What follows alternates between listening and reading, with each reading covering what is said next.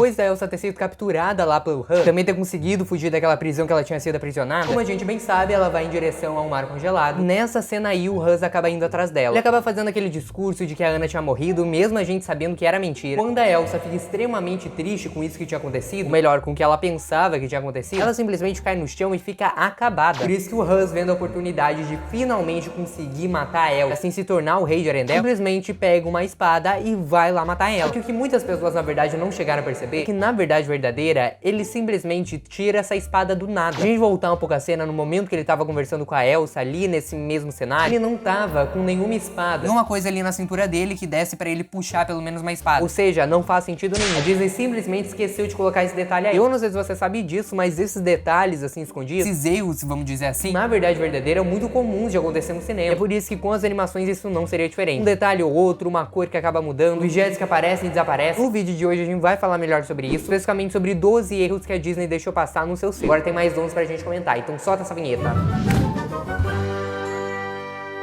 Oi gente, tudo bem? Eu sou o Nicolas Ossa. Bom, como eu tinha dito antes, tem muitos detalhes que ficam passando despercebidos. Os editores, o pessoal da produção, fica reassistindo aquela cena tantas e tantas vezes, simplesmente esquecem de algum detalhe, ou simplesmente mudam algum detalhe. É o caso que a gente vai ver aqui. Eu duvido muito que você chegou a perceber todos os erros que eu vou comentar no vídeo de hoje. Antes de mais nada, para você sempre ficar por dentro dessas curiosidades do mundo da Disney, Pixar, todo esse universo de animações que eu, pelo menos, amo do fundo do meu coração, se inscreva aqui embaixo no canal e também já ativa o seu sininho, porque todo mundo vai sair ganhando. Tanto eu que vou ganhar um amigo aqui pra assistir meus vídeos, quanto você que vai poder assistir toda semana um vídeo falando sobre as animações. Assim você sempre vai ficar sabendo sobre esses detalhes, teorias e tudo que é de bom. Mas já que a gente já tinha mencionado o filme Frozen, vamos continuar falando dele, porque na verdade acontece uma outra coisa muito parecida. Foi logo depois do Kristoff conhecer a Anna. Como a gente bem sabe, ele acaba sendo expulso ali daquela loja. Enfim, ele não se comportou. Por isso que então ele acaba entrando naquela espécie de estábulo, de cabana. Ou na verdade verdadeiro, não sei o que é aqui. Não lembro ao certo dos detalhes dessa cena, então eu vou falar que é um estábulo. Mas o Kristoff junto com o Sven acabam indo ali pra passar a noite. Nessa mesma cena que acaba acontecendo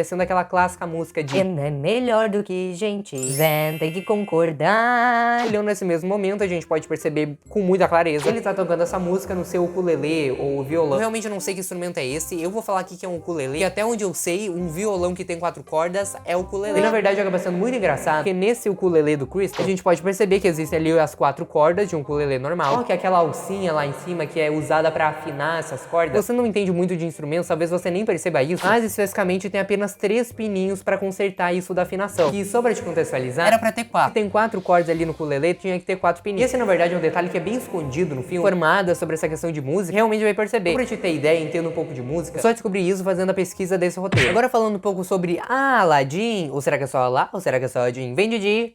Eu não sei assobiar, então deixa abaixo, deixa abaixo. Mas depois de acontecer todo aquele fuzuê que a gente bem sabe que acontece lá no filme, especificamente indo lá pra cena final, onde pra te contextualizar, o Jafar já conseguiu a lâmpada mágica, já se tornou o sultão de Ágraba, já expulsou Aladdin lá pro fim do mundo. Ele acaba fazendo um feitiço pra Jasmine ficar com essa roupa que a gente vê ela usando no filme. Tem um detalhe especificamente na Jasmine, que é sobre ela estar usando esse bracelete. Eu não sei se você chegou a perceber isso, mas o bracelete da Jasmine simplesmente fica mudando de uma hora pra outra, de braço pra braço. Para ver nessa cena, da primeira vez que a Jasmine aparece usando essa roupa, ela tá com esse bracelete no braço direito. Mas logo depois, umas cenas mais adiante, ela tá usando o bracelete no braço esquerdo, que obviamente não faz sentido nenhum. Ao menos, é claro que, como a gente sabe, né, tem um negócio aí de magia aí no filme. Será que talvez o bracelete, que obviamente foi feito pelo Jafar, feito com magia, no caso, será que esse bracelete tinha vida própria e dele ficava trocando de braço pra braço, pra dar um efeito assim mais dinâmico pro filme? Considerando essa possibilidade, aí me conta aqui embaixo nos comentários o que tu acha disso. Agora, saindo um pouco sobre o universo de Disney e indo especificamente lá pra Pixar, vamos falar especificamente sobre uma cena lá de Toy Story 2. Essa cena acontece bem no início do filme, e só pra gente se contextualizar, que primeiro os brinquedos estavam jogando aquele videogame do Buzz. Depois de terem perdido ali no jogo, eles acabam assistindo uma propaganda que tá passando na TV. Essa propaganda, como a gente bem sabe, é sobre o Homem-Galinha, a pessoa que futuramente vai ser o vilão desse filme, mas nesse momento a gente ainda não sabe. Quem tá assistindo esse comercial é o Rex e o Porcão. Isso fica muito evidente no filme, né? Qual que o erro que muita gente não conseguiu perceber é que justamente quando os dois desligam a TV, o reflexo deles não aparecem aqui, que nos leva a ter uma teoria. Será que o Rex e o Porcão, na verdade verdadeira, são vampiros filtrados aí no universo de Toy Story? Ou é simplesmente um erro que os animadores esqueceram de fazer? Eu prefiro a primeira teoria, né? Mas vai ao seu critério. Então, agora falar de princesa da Disney, especificamente a nossa querida Rapunzel, lá do filme Enrolado. E esse erro que a Disney deixou passar acontece especificamente lá no final do filme. É no exato momento que José Bezerra já foi esfaqueado ali pela mamãe Gota. Ela prende ele ali na escadaria da torre, aquelas algemas, né? Não sei se você se lembra desse detalhe. A Rapunzel, quando implora pra mamãe Gota, falando: "Pelo amor de Deus, deixa eu curar pelo menos o coitado." José, recusando esse ato muito nobre, acaba cortando o cabelo da Rapunzel, fazendo ela teoricamente perder os poderes. Então, como a gente bem sabe, ela ainda assim tem os poderes, mas isso é assunto pra outro vídeo. Só que o detalhe que muita gente não conseguiu perceber, que ele estando algemado ali, simplesmente nessa cena que ele coloca a mão no rosto da Rapunzel, as algemas sumiram. Não é porque ele acabou se soltando ali na hora, porque na verdade, logo na outra cena que mostra realmente o corpo inteiro dele, aparece de novo aquelas algemas. Ou seja, foi apenas um erro da Disney. Algo muito parecido também aconteceu lá no filme de Cinderela. Também aconteceu lá no final do filme, especificamente quando a Cinderela e o príncipe já estão se casando. Eles entram ali na carruagem, indo em direção à lua de mel e os felizes pra sempre. Mas se a gente perceber muito bem, nessa cena aí da carruagem, o vestido da Cinderela é com manga longa, que é muito curioso, porque logo na outra cena, o vestido da Cinderela é de manga curta. E eu nem preciso dizer que simplesmente não faz sentido nenhum. Ao menos é claro que a fada madrinha fez o Bibi de Bob de Boo. E a gente simplesmente não conseguiu perceber. Olha, eu tô te falando, os filmes das princesas da Disney, onde acontecem os maiores erros. Porque lá no filme da Pocahontas, acontece algo muito parecido. Depois de acontecer todo o fuzuê do namorado da Pocahontas ser capturado lá pelo pai dela, a Pocahontas vai falar com a sua amiga, e juntas elas decidem ir visitar lá o John Smith, pra simplesmente, né, se despedir, porque no fim ele ia morrer. Como a gente percebe muito bem, claramente, as duas estão vindo de mão dadas ali na tenda que o John Smith tá preso. Só que também, se a gente reparar num detalhezinho minúsculo, a sombra delas tá mostrando que elas não estão de mão dada, porque não tem nem o que comentar muito, né? É simplesmente um erro que não tem nem teoria de conspiração, ao menos é claro que a sombra dela, a mesma questão lá do Peter Pan e do Dr. Facilier. Será que a sombra das duas tem vida própria e por isso que elas não estavam se dando as mãos? Interessante isso daqui, ó. No outro vídeo eu vou comentar melhor sobre essa teoria. E agora, só pra te provar que a Disney realmente não tá nem aí pra filme de princesa, lá no filme de A Princesa e o Sapo também acaba acontecendo um negócio meio assim. Porque logo lá no início do filme, antes mesmo da Tiana virar um sapo, uma sapa ou uma rã. Qual que é o feminino de sapo? Sapa? Eu acho que é sapa.